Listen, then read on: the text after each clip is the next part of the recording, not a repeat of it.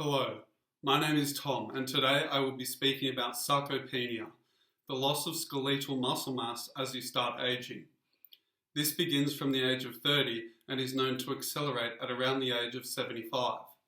I will cover what is thought to cause this, along with symptoms and the issues this raises for much of the elderly population. Finally, I will suggest methods and lifestyle changes that can significantly reduce the impact this has, as well as potentially reversing its effects. Muscle fibers in their adult state are considered post-mitotic, meaning they no longer divide.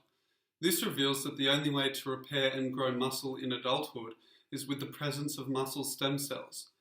They are known in the field as satellite cells due to their periphery position on the fibers.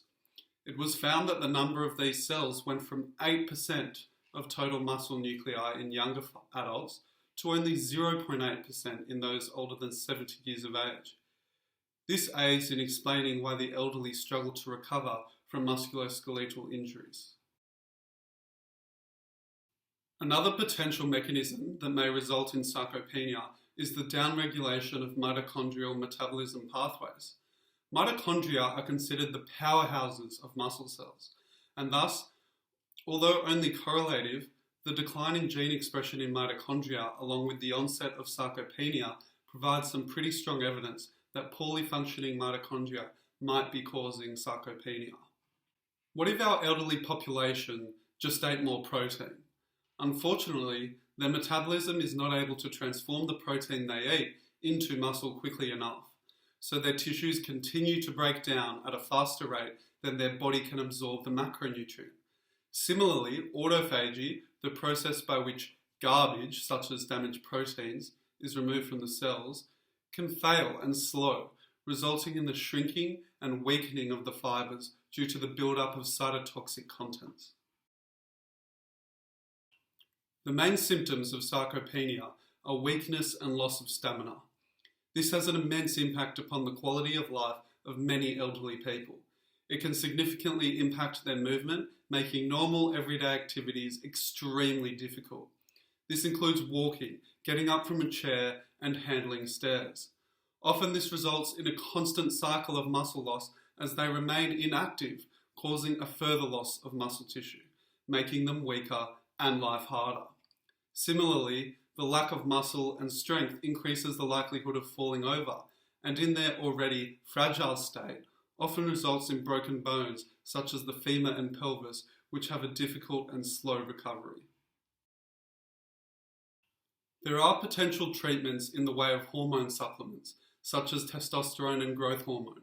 However, the most significant finding of studies relating to sarcopenia reveal that the best way to combat this is via physical activity. This not only has the potential to slow the effects of the condition, but also reverse this loss and in fact build muscle. The most effective method of training to treat sarcopenia is resistance strength training. This involves the use of weights or other forms of resistance and is recommended to begin a program written by a professional tailored to the individual's capabilities. Similarly, high-intensity interval training was found to have a profound impact at a cellular level, with strength differences from young to old subjects reducing by over 20%. This training can increase the number of satellite cells along with improving mitochondrial health in the cells. It is proven that exercise before common orthopedic operations, such as a knee and hip replacement, can improve recovery rate even in elderly patients. There is also evidence that autophagy is increased via exercise, meaning that the more you exercise, the more benefit you get in the long term, removing the useless junk from the cells.